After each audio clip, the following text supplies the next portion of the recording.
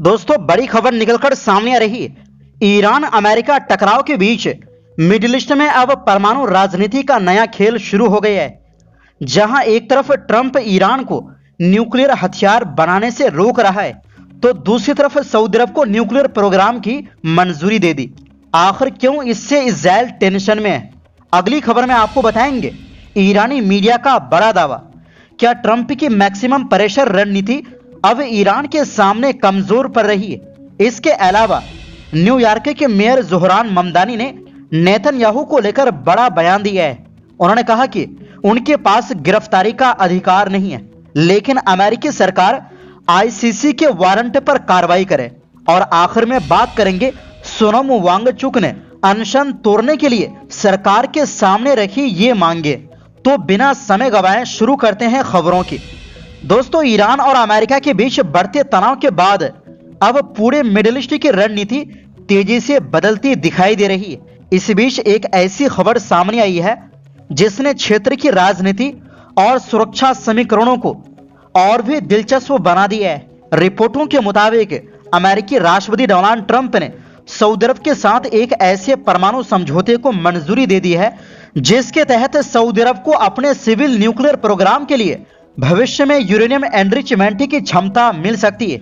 अगर यह समझौता अमेरिकी कांग्रेस से भी मंजूरी हासिल कर लेता है तो करीब 30 साल तक चलने वाली इस साझेदारी के तहत अमेरिकी कंपनियां सऊदी अरब में परमाणु ऊर्जा परियोजनाएं विकसित करेंगी।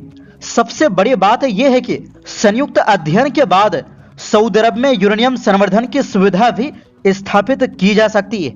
यह फैसला ऐसे समय में आया है जब अमेरिका ईरान पर इसी मुद्दे को लेकर लगातार दबाव बना रहा है और ईरान के परमाणु कार्यक्रम को रोकने की कोशिश कर रहा है।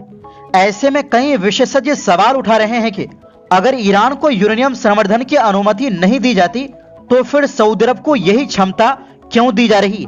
विश्लेषकों का मानना है कि इस कदम के बाद मिडिल ईस्ट में ताकत का संतुलन एक बार फिर बदल सकता है। ईरान इसे अपने खिलाफ दोहरे मापदंड के रूप में देख सकता है, जबकि इजराइल के लिए भी यह पूरी तरह आसान खबर नहीं मानी जा रही। अब तक क्षेत्र में परमाणु ताकत को लेकर इजराइल को एक विशेष रणनीतिक बढ़त हासिल थी, लेकिन अगर भविष्य में सऊदी अरब भी उन्नत परमाणु तकनीक और यूरेनियम एनरिचमेंट क्षमता हासिल कर लेता है तो क्षेत्रीय समीकरण पहले जैसे नहीं रहेंगे।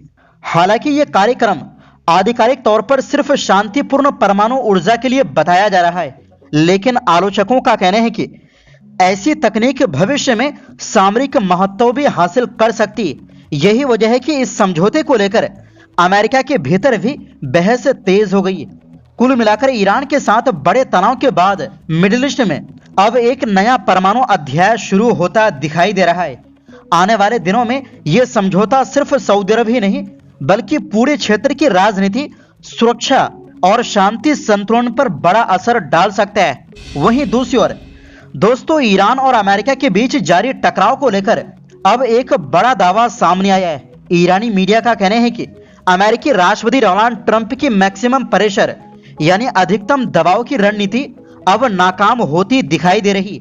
रिपोर्ट में दावा किया गया है कि अमेरिका के तमाम सैन्य हमलों, आर्थिक प्रतिबंधों और लगातार दबाव के बावजूद ईरान अपने रुख से पीछे नहीं हटा, बल्कि उसने हालात को अपने पक्ष में मोड़ने की कोशिश की है।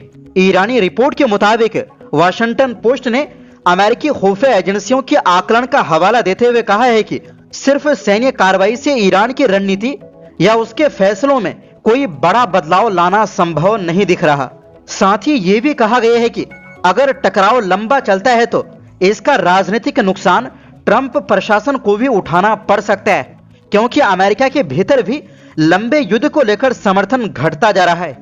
रिपोर्ट में दावा किया गया है कि अमेरिका ने हमेशा यह सोचा कि सैन्य ताकत, आर्थिक प्रतिबंध और मनोवैज्ञानिक दबाव डालकर किसी भी देश को अपनी शर्तें मानने पर मजबूर किया जा सकता है, लेकिन ईरान के मामले में यह फार्मूला काम नहीं कर पाया। ईरानी पक्ष का कहना है कि बाहरी दबाव ने देश को कमजोर करने के बजाय अंदरूनी एकजुटता और प्रतिरोध की भावना को और मजबूत किया है। रिपोर्ट के अनुसार ईरान अपनी मिसाइल ताकत, क्षेत्रीय प्रभाव, संकट से निपटने की क्षमता और लंबे अनुभव के दम पर लगातार दबाव का सामना करता रहा है। इसी वजह से अमेरिकी रणनीति अपने तय लक्ष्य हासिल नहीं कर सकी। हालांकि ये ध्यान रखना जरूरी है कि ये विश्लेषण ईरानी मीडिया और उसके दृष्टिकोण पर आधारित है। अमेरिका ने आधिकारिक तौर पर यह स्वीकार नहीं किया है कि उसकी रणनीति पूरी तरह विफल हो चुकी है, लेकिन इतना जरूर है कि लगातार बढ़ते दबाव के बीच अब दोनों देशों की रणनीति और शक्ति संतुलन को लेकर नई बहस शुरू हो गई है। वहीं दूसरी ओर दोस्तों, न्यूयॉर्क के मेयर जोहरान ममदानी ने साफ कहा है कि अगर इजराइल के प्रधानमंत्री बेंजामिन नेतन्याहू अमेरिका आते हैं तो उन्हें गिरफ्तार करने का अधिकार उनके पास नहीं है। लेकिन उन्होंने अमेरिकी सरकार से अपील की है कि वो अंतर्राष्ट्रीय अपराध न्यायालय यानी आईसीसी के गिरफ्तारी वारंट पर कार्रवाई करे। जोहरान ममदानी ने नेतन्याहू पर बेहद तीखा हमला बोलते हुए उन्हें युद्ध अपराधी बताया और कहा कि गाजा में हुई भारी तबाही और हजारों लोगों की मौत के लिए वही जिम्मेदार है। उन्होंने दावा किया कि नेतन्याहू के नेतृत्व में बड़ी संख्या में बच्चों, पत्रकारों और राहत कर्मियों की भी जान गई है। ममदानी ने बताया कि उनकी टीम ने कानूनी राय ली, लेकिन मौजूदा कानून के तहत न्यूयॉर्क सिटी प्रशासन या पुलिस के पास किसी विदेशी नेता को आईसीसी के वारंट पर गिरफ्तार करने का अधिकार नहीं है। हालांकि उन्होंने कहा कि यूएस फेडरल गवर्नमेंट चाहे तो इस मामले में कार्रवाई कर सकती है और उन्होंने वाशिंगटन से यही करने की मांग की।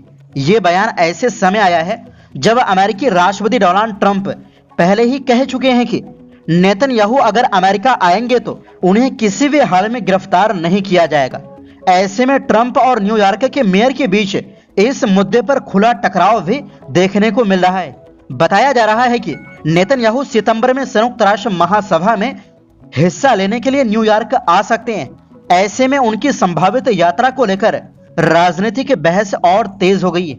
वहीं दूसरी ओर दोस्तों, सोनम वांगचुक ने सरकार को अनशन तोड़ने के संबंध में इजरायल को पत्र लिखकर एक अपील की है। उन्होंने छात्रों से अपील करते हुए कहा, एक बार सरकार से आश्वासन मिल जाने के बाद मैं शांतिपूर्ण ढंग से विरोध कर रहे छात्रों से भी अपील करूंगा कि वो फिलहाल आंदोलन रोक दें और सरकार के साथ बातचीत शुरू करें।